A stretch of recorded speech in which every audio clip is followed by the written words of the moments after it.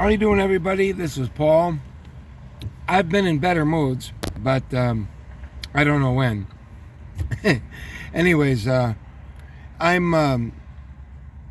I need therapy right now, which is why, and I'm actually not inebriated. Probably sounds like I am, but I'm not. But my job is Memorex. So as you get older, I guess you start to think back on like the books you've read and the movies you've seen and things like that that kind of relate to your situation, and something relates to it. And it's and don't worry, it's not the Three Stooges when somebody's looking for them in that, you know, in that box, and they say there's nobody in here except us boxes. It's not that. I can remember reading a book named "In God We Trust, All Others Pay Cash." It was a book of short stories, and it was written by Gene Shepard, and they made a movie out of it, which most of you will know, and it was called A Christmas Story. It was loosely based, more than loosely based, on "In God We Trust, All Others Pay Cash." And Gene Shepard wrote that book during the Depression, when I believe a pair of glasses cost around $12, and it was very serious. You know, like the only thing they had was radios, and they were very expensive, and you valued your radio, and also glasses. Glasses for the time were very, very expensive. They might be probably like, maybe a cheap pair might have been like $8 or $10, something like that. But you know, you'd make maybe, you know, $1.50 a day or something like that. You know, it was really tough. So as a kid, you didn't want to break your glasses. That was not a good thing.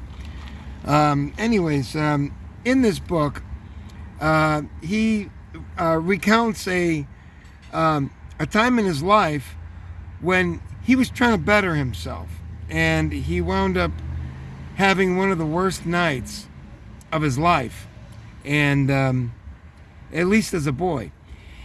And he was, I guess, around 15, maybe 16, I don't know, maybe like that, maybe somewhere between 14 and 16, no doubt. And he called his dad his old man, you know, and his old man was pretty, you know, the type of guy that would go out and go fishing, and he was an office worker, so he wasn't on the high end of the intellectual scale, but he was a decent guy. He was a decent man. And there was all sorts of funny stories in this book about him, and he recounts it very well.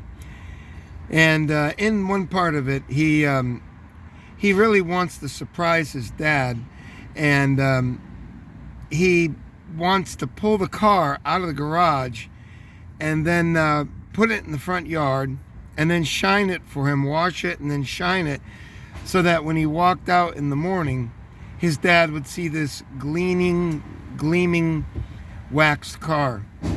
And what happened was he wound up scratching the car in the passenger rear, which he was smart enough to understand that people don't always pick up on that, especially the back rear quarter on the passenger side. You may not see that for a while. It depends. So scratched the car, and he didn't say anything about it. And he knew he was a doomed man because his father was, you know, kind of hard on him, you know. That was the days of the Depression back in the 30s. And he knew he felt like a doomed man. He was doomed. And he didn't feel like he could join the human race because of what he did. And he let it go. So that morning was a Sunday, I think, and he didn't hear anything about it. And the whole next day he was on pins, and that whole day he was on pins and needles. But his dad didn't see it, and he wound up not seeing it until Monday morning when he went to his work downtown or whatever it is into the city, and he parked his car, or he gave somebody his car to park it. And that was where Ralphie is his name in the book. I don't know if it's his true name, but that's where he hit pay dirt, because he kept his mouth shut, and he wound up he wound up getting away with it, because he his father thought that the guy that backed his car in for him to the parking place scratched his car. And his father was such a hothead, he was like a real strong personality, that he told the guy at the parking lot that he would sue the place if he didn't pay the damages. And the guy paid him, I think it was $15, which was a lot of money at that time, relatively speaking. And he recounts this tale as he wound up hearing this miracle at the dinner table the following day. And his father recounts to his mother that he had to put his foot down with that GDSOB that backed his car in and scratched his car, and he knew he did it. And he said that sometimes it's just better to play dumb. So, and he kind of said, and that's one of the times when the Lord stepped in to save him, you know? So the whole point of the story here is that he made a mistake, and he didn't do it out of meanness. And he did it to try to better himself. He wanted to make his dad look at the car and see this gleaming, waxed, clean car and know that he did it for him. It's just normal. He wound up scratching the car. Fortunately, he didn't get caught for it. And that's what happens. When you try to better yourself sometime, you wind up getting hurt real bad. And I didn't want to leave the job that I was at here with this company. I didn't want to do it. But it's pretty hard, because on Friday I was only working from 3 p.m. until 7, which is a 4-hour shift, which is $30 by the time you get done with everything. And it doesn't really make sense. You know what I mean? It doesn't really make sense. And you know, on Saturday and Sunday it's a little bit better, but we're talking, you know, 8-hour shift, and you know, $11 at $8 a shift, you know, you're taking home $70, you know. So I wanted to try to apply for another job, and I did, and they were interested, and they wanted me to fill out the paperwork and all this. But it was one of these places that made you do everything online, which I'm not good at. And,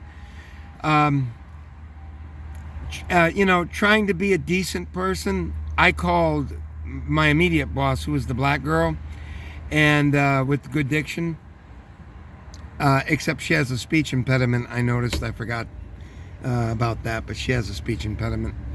But no matter, it's easily overlooked.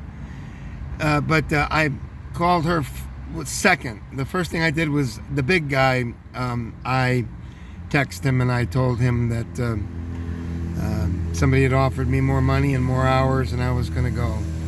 And I never received a comment back, but I, you know, on the text, I just texted him, you know. And I let that go, and then I called the black girl, because she was like my immediate boss over there. And I gave her the, you know, the rundown, and I was really very sorry about it. I felt really bad, and I didn't have a good feeling about it at all. I really liked this job, and I no longer have it because I began to see that you can't unring a bell. And that's what happened. I tried to unring a bell. And what happened was I went in to work today early because I had kind of put them through the ringer. To be fair, I told them I was going to quit, and I called back about an hour and a half later, and I couldn't get through this online. I couldn't get through the online problems. So, it was scaring me away, and I didn't want to give up what I had. So I called them and I said, do you think it'd be okay if I just kept my job? Is it still there? And they said, don't worry about it. It's here. And then I text Freddie, my big boss, the one who hired me, but he's not here. He's just kind of like the main guy. And he said, it's okay with me. It's fine with me. So I thought that was the end of it. But the simple truth is, you cannot unring a bell. And once you do that, you kind of, it's kind of like bluffing in poker. And, you lay down your cards for everybody to see, and you might have had a pair of threes or something like that. And everybody saw that they could have beat your hand. You were bluffing. So they kind of see your face. People don't like that when they play poker. They don't want you to turn their cards over. That's a good way to get shot. In the Old West, it happened all the time. People wanted to see if the person who was bluffing, and they would often do that, and it could cost you your life. So essentially, that's what happened to me. On top of the fact of two other things, that I showed my hand, okay? So I was trying to make more money, and I was willing to let this job go. And I was willing to do it on a short period of time, which was 24 hours. And I could have waited. I could have waited until I got through the paperwork and they went up and gave me my uniform.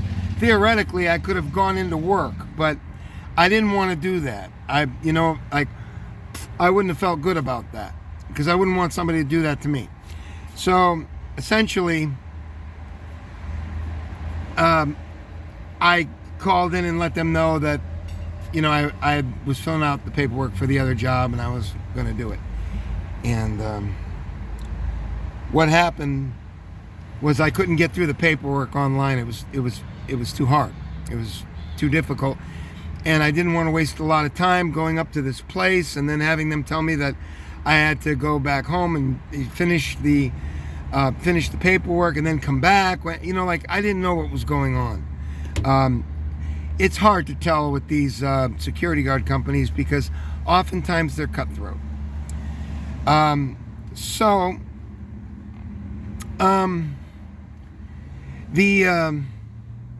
simple truth is, and I will reveal it now to you because I can do that now. I tried to better myself, and because of the fact that I had a conscience, and I did not want to wait for a while and tell them on the day that I was supposed to come in, which I should have done. I told them the day before when I wasn't through with my paperwork, and it wound up scaring me, and I went back to this company here, and I thought all was well, but I really didn't know how the birds and the bees are, and the flowers and the trees. Because once you let the company know that you've applied for another job, they're not going to look at you the same way again. So that was essentially the situation. And also, what happened was this morning, so, I thought all was well, which it wasn't.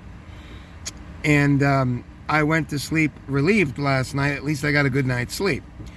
But I got up this morning and I cut a yard for $30. And then I went and I drove for Dash for $25, and it took me up to the place there. Essentially, I was only a couple of miles away from it. So it kind of paid my trip up there. And I only made $25, and I didn't spend much on gas. I feel like I made the whole $25 because I would have to pay to go up there anyway. So I got up there, and I went, as soon as I got done with that delivery, and I went over there early to make sure that they knew that I wasn't going to sell them out and go to the other company, which, by the way, the other company called me this morning, 8:30 in the morning. Okay, so they were not done with me. They were still willing to give me a job at 8:30 this morning. So at around, I guess at around 9:30 or 10 o'clock, I quit doing the Dash, and I wound up in that area. And I figured I would just go and do some shopping for my wife and some things I needed to, at Big Lots. They've got different Big Lots and, different Dollar Trees that I might be able to find some little things at. So, as a courtesy, I went over to the place, and I put my uniform on here, and I told them, I said, look, I'm going to be around and about here. I want to let you know I'm coming in at 3 o'clock, that don't worry, okay, I'm going to be here. And I just walked in kind of like this, and my pants might have been a little bit scruffy because I cut a yard this morning, but I also drove for Dash, so it was kind of not perfect looking, but I didn't want to walk in there in my street clothes. So, yeah, they said fine, and she said to come in 10 minutes before my shift started because she wanted to talk to me. So, that didn't bode well, and I kind of knew that and didn't want to bring it too far forward in my mind. So I went and did my thing, and then I came back, and I just barely got back at around 8 minutes of, so I was a couple minutes off, which is unusual, but there was heavy traffic. So I kind of got caught with my pants down there, and my pants weren't very nice. They weren't very nice, and I forgot my belt, and and my shirt is no picnic here, okay? And it's no joy to be looked at. And there is a reason for this, and I will let this go for the most part, but I think you can put two and two together. And it is because when you're holding down a job for 20 hours a week, you have to do plenty of other work in order to be able to take home $80, $90, $100 a day, which is what you need in the big shitty to be able to live. So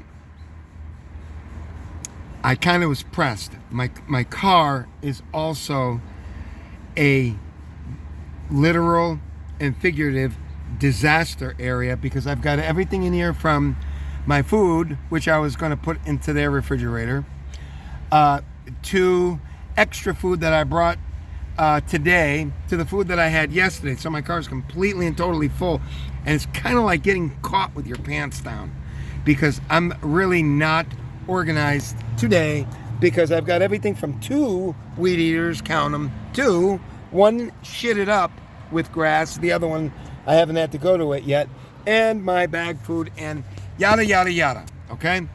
Not to mention everything else jammed here in the back of the car, etc., etc. Which most of this, or at least most of it, would be gone tomorrow at around 7:30, 8 o'clock at night. It'd be gone, and then I could kind of get everything, cleaned back up, and it'd be a lot easier because I don't have to dig through all the stuff here. So I kind of got caught with my pants down, and but being the decent guy that I am, I went there a little bit early and told them that I would be in at 3 o'clock. And because I did not really understand the birds and the bees and the flowers and the trees, you can't really expect anything good to happen once you've told a job that you were trying to get another job and that you are willing to take your other job back, your old job back. That isn't going to work out, and it never will. So I was mistaken on that. Once I did that, I should have just kept going and put up with it if I lost the day, with the paperwork, and you know what I mean? Or they would put me somewhere else, whatever it was, But I didn't really understand that. And because the place really wasn't all that strict as far as I can tell. So I came in at like 7 minutes of, and I'm kind of caught with my pants down literally because my pants aren't super clean. I forgot my belt, and my shirt is not the greatest shirt in the world. Okay, but they gave me one when I went in earlier. She said, "Here, take this shirt. There's a new shirt for you. Take that, and come in that shirt, and then get a belt. If you can, get a belt. So I did. I just held on to the shirt because I was doing my shopping and so forth and getting my stuff in order. So when I went back there was a 10-minute talk of doom, which the woman on the same counterpart, she did not really understand the birds and the bees and the flowers and the trees, okay, on her end. And this is just to be fair, because I've already called myself out on it, okay? I've already admitted it. Lack of experience and trying to be a decent guy, that was wrong. I shouldn't have done that. So she took me to the back, and she said she wanted to go out to the back. And this, I knew it was a bad thing when, you know, she's taking you out to the back there, okay? And she didn't want anybody to hear her or something like that, whatever it was. So I knew that this wasn't going to be particularly good for thou. And it was to be expected, and I was kind of figuring that out by the way that they were giving me the shirt a little bit previously, and I came in to try to do my part to let them know that don't worry, I'm not going to strand you at 3 o'clock because I'm so valuable, you know what I mean? I'm so valuable to the company, you know? So she sits me down, and she said that, and this is before I showed her my car, by the way, because I did happen to do that, because I thought it was important, because I got caught with my pants down, figuratively and literally almost. So she said that there was a very, very serious problem with what was going on. It was very serious, and that was the dumb spics that are working there, that are the cleaning crew at this fucking DHL, okay? They were having problems with me for whatever the reason. I think I spilled some coffee when I came in, whatever it was, okay? So when you're a dumb spick and you have seniority over a lot of other people, you want to tell people that you're so afraid of the vaccine. You want to tell people that they are inferior to you because they're such great people and this and that. And I'm sorry, folks, maybe I'm racist. I'm sorry if that's the truth or not. But that's the way I kind of picked up on it, okay? So I spilled some coffee. I cleaned up after myself, but I might have missed some coffee on the floor. It's marble floor. It's not going to take, it's not going to stain permanently. She said somebody complained, okay? So my job may have not been secure anyway.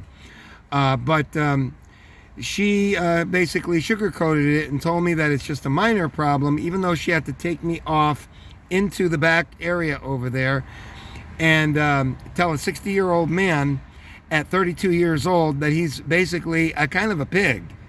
And then I needed to wear a belt, and I needed to get other trousers, and this shirt, because I sewed it and there's some black thread here, this was unacceptable. So this is the first I heard of it. So she kind of made a little bit of folly of that. I didn't do it on purpose. I got my other shirts ruined, so I had to kind of do this with a needle and thread, and she said she could tell. So she was supposed to get me shirts or something, so she finally wound up getting it for me today. And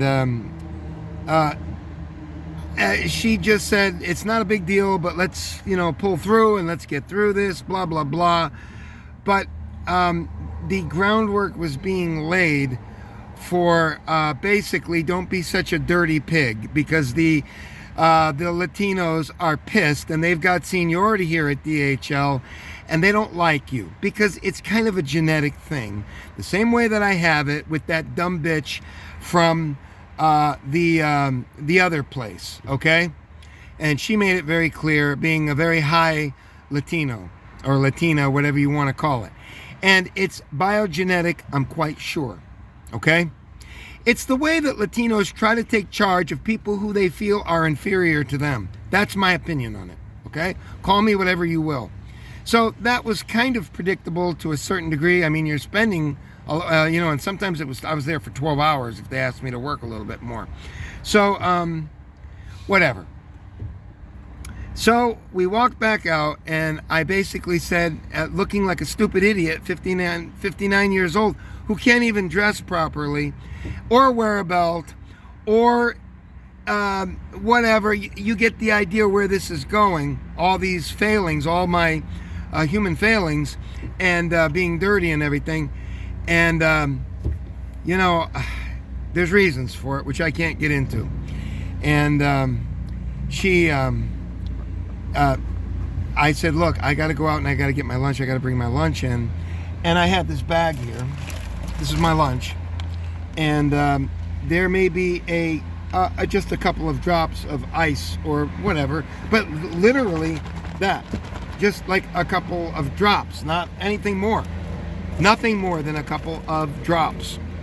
And she said, oh, wait, I'm going to get a bag for you. Don't even walk in here. And I walked in on the carpet. Okay, don't forget, this is DHL. Could ruin everything. So I went in. She kept me out of the building altogether because she didn't want that couple drops. And I had enough.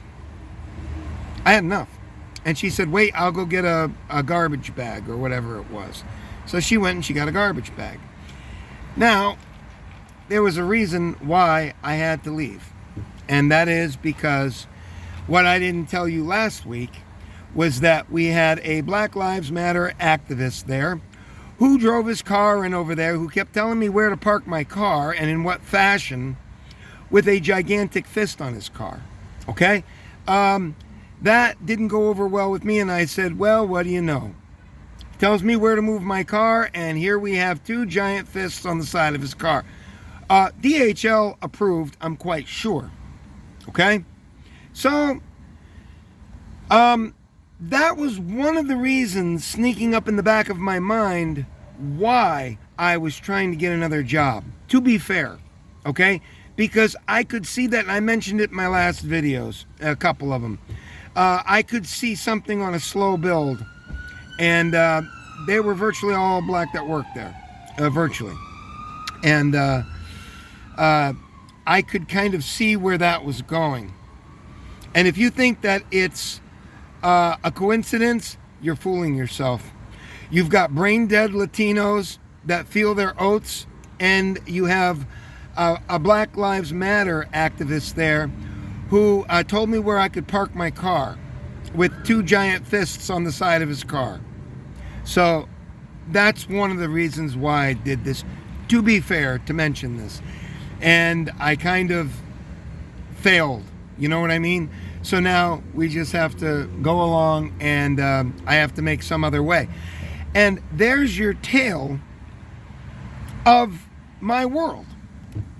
And folks, be afraid, be very afraid, because we're doomed. If you are anything other than a minority or watch anything other than your television set, are scared to death and waiting to do the next thing that they tell you, you're going to suffer a lot. It's coming. And I want you all to know this. And you can take my misfortune to your benefit. God bless you, folks, and I will see you at the movies. Bye.